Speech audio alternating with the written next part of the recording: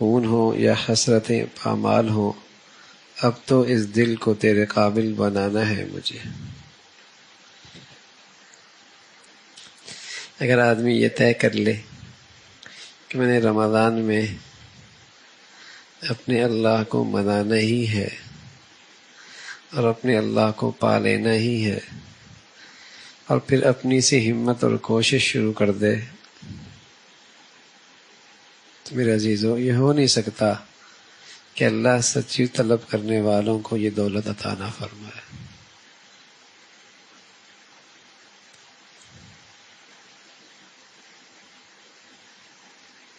لیکن اندر یہ دل طے ہو کہ اب تو اس دل کو اے اللہ تیرے قابل بنانا ہے۔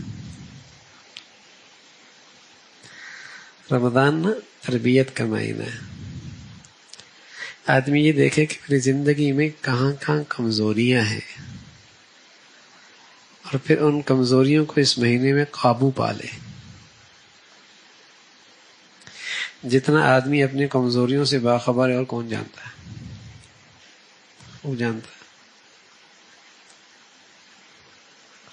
زبان کا تیز ہے، غصے کا تیز ہے، عبادت کا چور ہے، مال میں طبیعت میں بخل ہے، ہاں بدگمانی ہے۔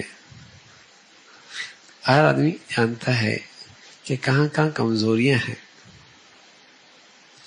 عبادت میں کمزوری ہے، اخلاق میں کمزوری ہے، اللہ کا حق ضائع کرتا ہے، مخلوق کا زیادتی کرتا ہے۔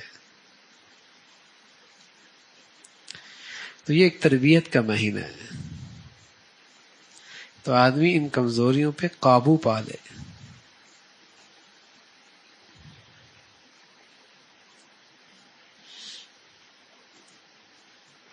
اور کوئی ایسا نہیں ہے جس میں کمزوریاں نہ ہوں،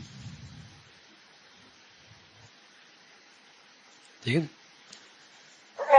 تو اس مہینے میں آدمی اپنی کمزوریوں پہ نظر رکھے اور پھر ان پر قابو پانے کی کوشش کرے۔ کہاں گڑبڑ کرتا ہے؟ اخلاق میں، عبادت میں، مالی لحاظ سے بخل کرتا ہے، یا غصے کا تیز ہے، یا زبان بے جا استعمال کرتا ہے، یا اس کی نگاہیں آزاد ہیں، یا دل نہ جانے کون کون سے وادیوں میں گھومتا رہتا ہے، کیا کیا سوچتا رہتا ہے۔ تو یہ آدمی کی زندگی میں کمزوریاں ہوتی ہیں، اس مہینے میں ان پہ قابو پانا ہے۔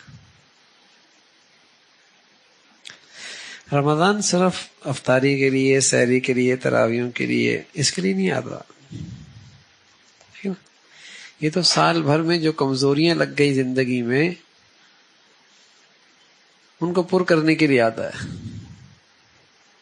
جہاں جہاں سوراخ ہو گئے، جہاں جہاں کمزوریاں آ گئیں، جہاں جہاں ٹوٹ پھوٹ ہو گئی نا زندگی میں، دین کے لحاظ سے، ایمان کے لحاظ سے، اس ٹوٹ پھوٹ کو ٹھیک کرنا ہے۔ نئے سرے سے ایک توانا مسلمان، ایک صحت مند ایمان والا، ایک طاقتور دیندار، یہ رمضان ہے۔ کہ رمضان کے بعد اس کی زندگی وہ نہ ہو جو رمضان سے پہلے تھی۔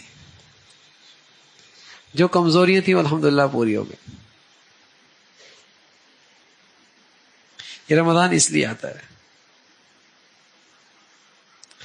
ورنہ سرسری انداز میں اگر آپ نے رمضان گزار دیا تو اس میں تو اللہ کی رحمت ہے، خاص متوجہ ہے، کچھ عبادات میں اضافہ ہو جاتا ہے، کچھ نیکیوں میں اضافہ ہو جاتا ہے۔ لیکن جیسی اللہ کی رحمت کا یہ سلسلہ ختم ہوتا ہے تو وہی کمزوریاں پھر غالب آ جاتی ہیں، وہی کمزوریاں غالب آ جاتی ہیں۔ جماعت میں سستی تو سستی، تکبیر اولیٰ کا اہتمام نہیں تو نہیں، نفل کبھی پڑھے کبھی نہیں پڑھے، زبان میں احتیاط کوئی نہیں تو نہیں ہے، آنکھ آزاد ہے تو آزاد ہے، ہاں؟ دل میں ہر وقت دنیا کے خیالات ہیں، بس خواب بھی اسی کے ہیں، جینا بھی اسی کے لیے، دن بھی اسی کے لیے۔ ایک تماشا ہے زندگی کا۔ تو آدمی اس مقدس مہینے میں نا ان کمزوریوں پہ قابو پائے، ہر وقت آدمی دنیا ہی سوچتا رہتا ہے، اس سے بھی کوئی بڑا نادان ہوگا، بیوقوف ہوگا۔ اس رمضان میں اللہ سے اتنا تعلق بنے کہ اس کا دھیان رہنے لگ جائے، آخرت اتنی، اس کا اتنا استحضار ہو کہ اس کے خیالات آئیں، کس کے لیے جی رہے ہیں، کس کے لیے زندگی گزار رہے ہیں، کیوں دنیا میں آئے ہیں۔ پھر رمضان ہے تو یہ رمضان آتا ہے کمیوں پر، کمزوریوں پر، جہاں جہاں زندگی میں ٹوٹ پھوٹ ہوئی ہے اس کو صحیح کرنے کے لیے، ان پر قابو پانے کے لیے مشق کرے آدمی۔ اس رمضان میں مجاہدہ کرنا آسان ہے، ہمت، اس لیے کہ الحمدللہ فضا ہوتی ہے، ماحول ہوتا ہے، اللہ کی خاص رحمت ہوتی ہے، وہ چلا رہی ہوتی ہے۔ چلو بھائی سال بھر تو ٹھیک ہے کبھی ہوتا، اب رمضان میں مجال ہے میری ایک نماز رہ جائے، جماعت سے رہ جائے، تکبیر اولیٰ سے رہ جائے، آگے سے آگے بڑھے۔ بس اوقات مغرب افطاری کے نظر، جماعت افطاری کے نظر، مسجد کی نماز افطاریوں کے نظر، لا حول ولا قوت الا باللہ۔ تو یہ جو مقدس مہینہ ہے نا، اصل یہ ہے کہ جہاں جہاں میری زندگی میں کمزوریاں ہیں دین ایمان کے لحاظ سے، ان پر میں نے قابو پانا ہے۔ بس اوقات طبیعت میں ہوتا ہے، عبادت کا ذوق تو ہوتا ہے ماشاءاللہ، سخاوت بھی ہوتی ہے، لیکن اخلاق بڑے تکلیف دہ ہوتے ہیں، اخلاقی کمزوریاں بڑی تکلیف دہ ہوتی ہیں۔ یہ نہ چند دن کسی کے ساتھ رہ سکتا ہے، نہ بیٹھ سکتا ہے، نہ زندگی گزار سکتا ہے، ایسی کمزوری ہیں۔ کچھ دنوں کے بعد وہ کاٹنا شروع کر دیتا بچھو کی طرح، زبان سے، طرز عمل سے، طریقے سے۔ یہ سخت کمزوریاں ہیں زندگی میں۔ تو ایک نیا انسان، ایک نیا مسلمان، تازگی اس کے اندر آ جائے، نئی زندگی آ جائے، یہ ایمان ہے، یہ ایمان ہے۔ پھر مزہ ہے رمضان کا۔